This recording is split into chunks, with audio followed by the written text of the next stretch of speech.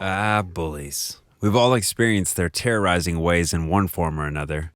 I can remember back when I was in high school. It was my very first year, and I was pretty shy. I never really liked to stand out. Nonetheless, I was a very good athlete. I played basketball, to be more precise. Ever since I was a small kid, I would shoot hoops with my dad in the backyard, and through the years, I got really good at it. So I got into high school, and immediately right off the bat, I see a guy who was telling a story or something.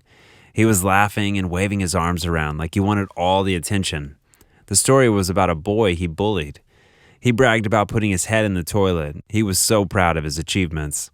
As I was going to class, I walked past him in the hallway. He pushed me with his shoulder, and when I turned around, he told me, "You better watch where you're going, if you know it's good for you." We were in most of the same classes. In math class, for example, the teacher was talking about some equations or something. She was with her back at the class, so she didn't see what was going on. As I looked to my right, there he was, the bully, throwing spitballs at a girl's head. She didn't say anything, but I could see that her eyes were starting to tear up. He was really obnoxious, and I despised that kind of behavior. After class, we had basketball tryouts to see who would be on the team. I didn't want to go, but my dad advised me to try out because I was a shoo-in. I didn't want to disappoint my dad, so I went and tried out.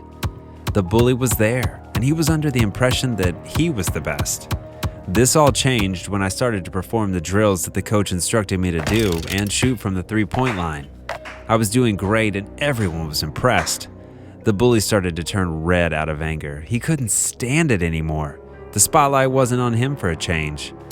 As I prepared to shoot the ball, I felt something hitting me in the back of the head. I turned around and I saw the bully laughing amongst his friends.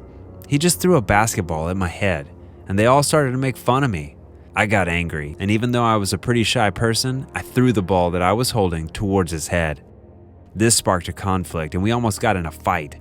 The teacher managed to break it off, but the bully said that he'll remember this, and it's not over. "I'll get you for this," he told me while staring right into my eyes. "I'd like to see you try," I responded, filled with anger. That was the day when all hell broke loose. I got home and my dad asked me how the first day of high school went. I didn't tell him anything about the bully. I just told him that I had a great tryout and I would most definitely get into the school team. He was so pleased that he hugged me right away. "I knew you'd make it. You're a natural," Dad said, his heart filled with joy. The next day, as I went to my locker to put away my stuff, I saw that it wasn't budging. I tried to open it, pulling as hard as I could, and when I did manage to pry the door open, I was splashed with milk. Yes, milk. "What the heck?" I said while I was dripping wet. The bully and his friends made some sort of mechanism that was activated when I opened the door. The entirety of the class started laughing on that big hallway, but the only thing I could see was that bully and his two stupid friends pointing at me. Their laughter irritated me to my very core. Throughout the day, the bullying didn't stop. They stuck notes on my backpack. They said "stupid," "loser," and kicked me. People were all calling me names and telling me that I wet the bed. The bully made up a rumor about me, even though he didn't know me, and now everyone believed it to be true. So I decided to do the same. Besides being a good basketball player, I was also sort of a computer nerd, and I was really good when it came to modifying pictures. So at lunchtime, I went into the computer room and saved a photo off of his Facebook. Then I modified it to make it look like he wet his pants. I was really proud of what I did. The school saw and they all laughed at him, including me. He had a hunch it was me, but didn't have any proof. He was so mad that he came at me, threatening that he'll kick my butt, but I said I didn't know anything about what he was talking about. "I know you did this. I'll get back at you. That's a promise," the bully told me, but I just smiled at him.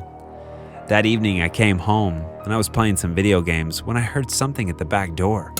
I assumed it was just my dad repairing something like he always does, so I didn't go check it out. I went to bed, and the next morning at school, I opened my locker and found something that wasn't supposed to be there. There was a blue feather. I recognized it immediately, and when I turned around, I saw the bully. "Recognize that feather? I got your parrot. You shouldn't leave it so close to the door," he told me. I was enraged. I wanted to hurt him, but he stopped me. "I wouldn't do anything rash if I were you, if you want your parrot to live. Meet me at the abandoned warehouse after school. We need to settle some things," he told me before walking away. I did just that. After school, I rushed to that creepy place. When I entered the warehouse, I got immediately jumped by him and his friends. "Do you think you're funny now?" he asked me while punching me in my face. My nose started bleeding, and not long after that, my entire face was numb. They all kicked me after I fell to the ground, and I curled up like a ball, trying to protect myself. The bully was in a manic state. The whole picture debacle really struck a nerve. If his friends weren't there to stop him, I believe that he would have beaten me to death. Fortunately for me, the guard who was supposed to keep an eye on the lot heard the commotion and practically saved my life. "Hey, what are you doing here?" he said after he came in and saw that I was almost beaten to death. The bully and his friends ran away after they saw him. The guard called an ambulance and I was taken to the hospital. The parrot was at his house in a box under the bed. My parents pressed charges and the bully was expelled from school. I guess he moved out of town or something, because I never saw him ever again.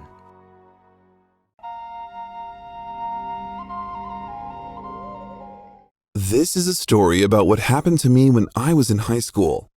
I was a popular girl and everyone loved me. I don't want to brag or anything, but I'm just stating facts. I was in a group with 2 other girls and we would hang out all the time, at school or after school. Think of us as the girls in that movie Mean Girls. Yeah, we were pretty bitchy at the time, but we were young and we didn't know any better. Me and my friends would have this tradition: a monthly sleepover at my friend Diana's house. Her parents would be away at the end of the month, every month, for business, and we had the entire place to ourselves. Each time, we would drink wine, even though we were still in high school, grabbing a bottle or 2 out of her mom's cabinet. She never noticed because she had so many bottles.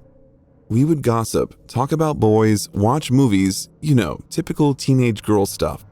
But one month, our friend Alexa couldn't make it. She was sick. I think she caught a cold or something. She didn't even come to school for an entire week. So it was just me and Diana. But that would have been boring. "So, shall I still come to your place for the sleepover?" I asked Diana. "I don't know. It'll be just the 2 of us. It won't be so much fun without Alexa," Diana responded. "Yeah," I told her while I was putting a book in my school bag.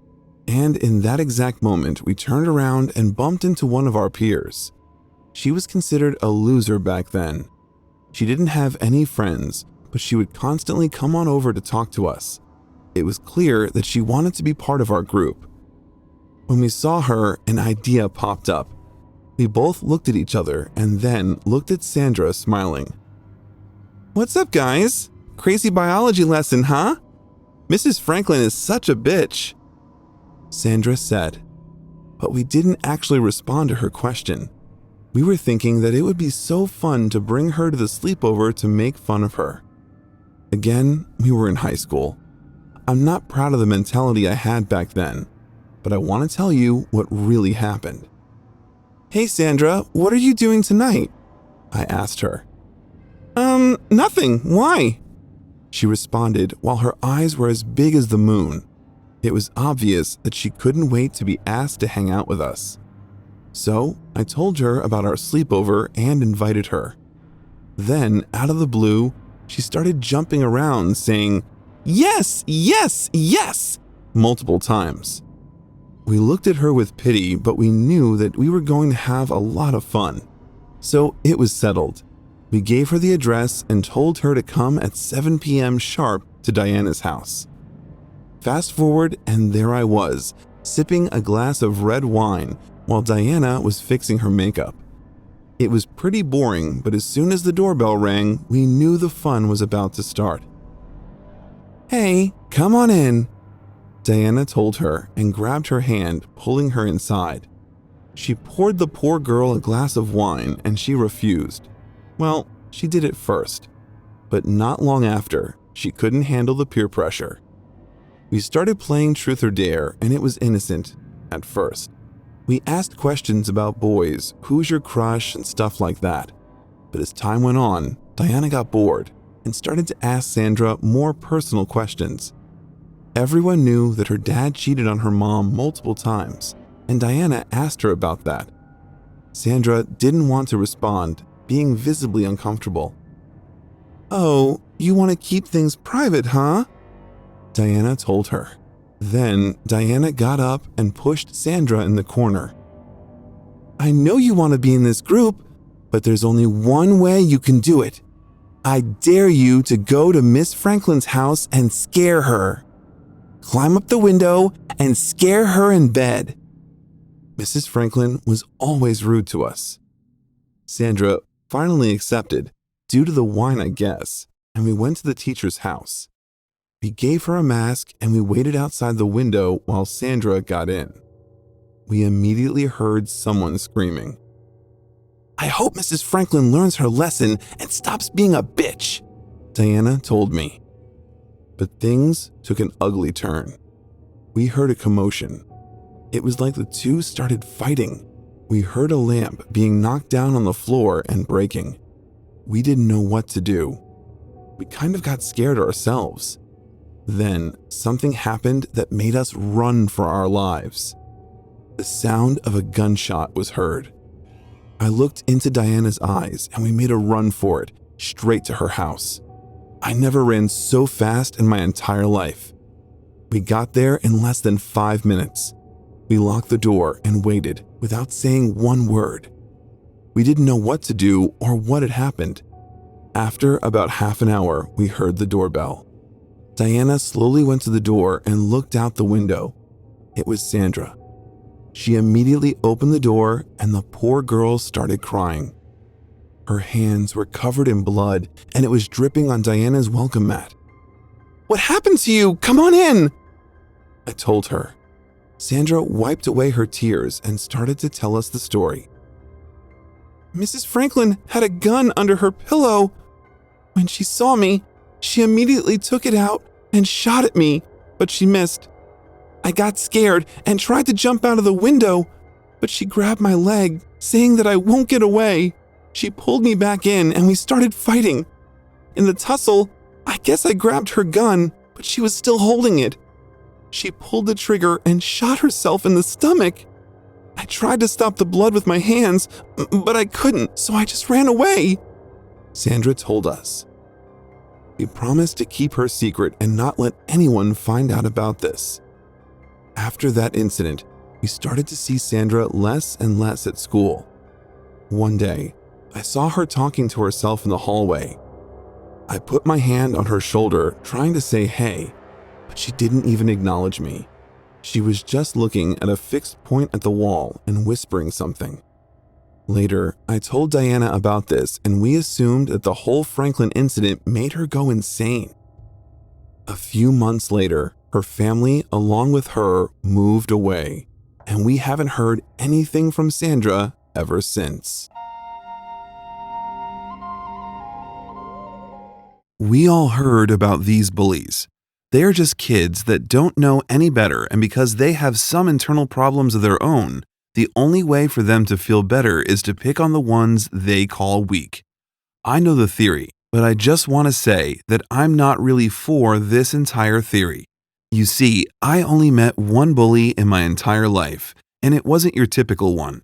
The one you see in movies, a slightly bigger boy with a lot of friends behind him, who is captain of the football team or something. No, not at all.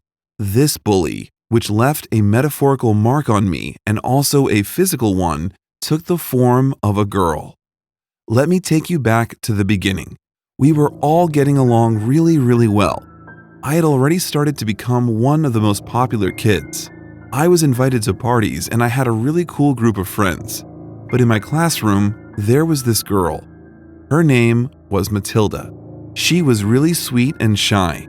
We would say hi to each other in the hallways and even eat lunch together sometimes. She wasn't a weirdo or anything, not that I knew of, but she kept mostly to herself. Matilda had this image of being a perfect person. She would always help anyone at any time, no questions asked. But there was one side of her that no one knew, no one but me. She was a real bully. She would bully me when no one was around, but when we were in the presence of other people, she would act all shy and innocent. Yeah, and the bad part was that no one believed me. One day, after Matilda called me different names, I went to one of my friends and told her all about it. She called me an asshole, and she even said that she'll use one of her knives at home to carve the word on my forehead. I told Alice, my friend. Are you kidding me? Matilda? Come on, I know we have a lot of boring classes today. I was as bored as you are, but don't go making up stuff like that about her. She's the most caring person I know. Alice responded. One day, I was in the bathroom at school, and I thought I was alone. But boy, was I wrong. I was looking in the mirror when... You think you're so pretty and everyone likes you, huh? I heard. As I turned around, it was Matilda. She popped out of nowhere. What? I asked before she grabbed my hair, pulled hard on it, and then slapped me across the face. I'm getting sick of people like you, she told me after she assaulted me.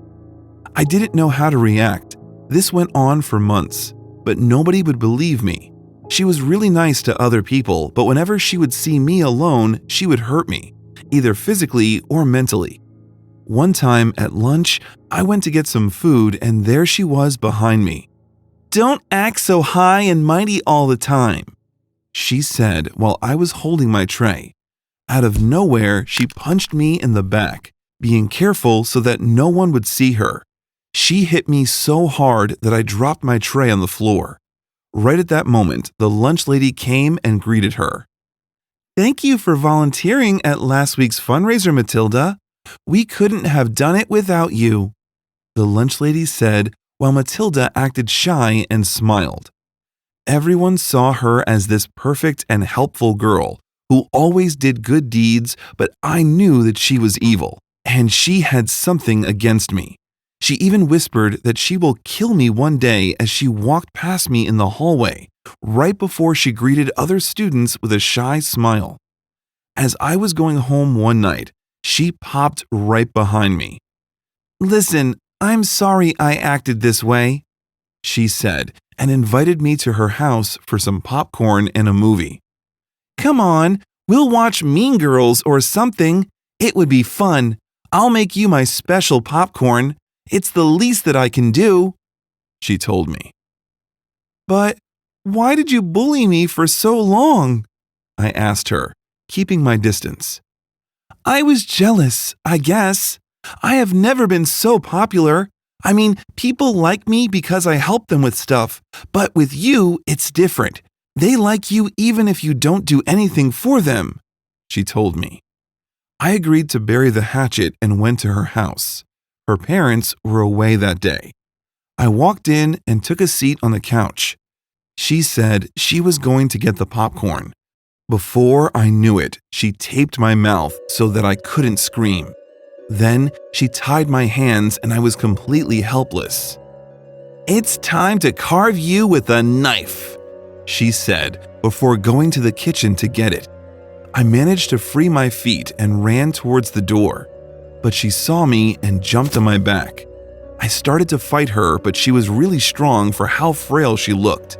I punched her in the face, and that made her really mad. She punched me back, almost leaving me unconscious. She grabbed me by my hair and threw me on the other side of the room. She took the knife and got on top of me, pressing the blade to my forehead. I screamed, but no one heard me. She started to trace some lines. Luckily, the doorbell rang several times. Before going to see who it was, she tied me again. Hello? She asked. It was one of the neighbors who heard screaming. Is everything okay? The neighbor asked. Matilda fidgeted. She tried to block his view as he tried to look around the house. Yeah, everything is fine. I'm with a friend from school. We're watching a movie. Maybe that's what you heard. It's pretty scary, Matilda told him while laughing nervously. The man said, Okay then, have fun. When I heard that, I got desperate. I knew that he was my only chance to get out of there alive. So using all the energy I had in my body, I managed to rip through the material with my teeth, and then I screamed as loud as my lungs would let me. The neighbor saw me and came inside. before calling the police. The girl ran away, but that evening she was caught. This made the news. This is a small town after all. No one would even believe that she would do such things.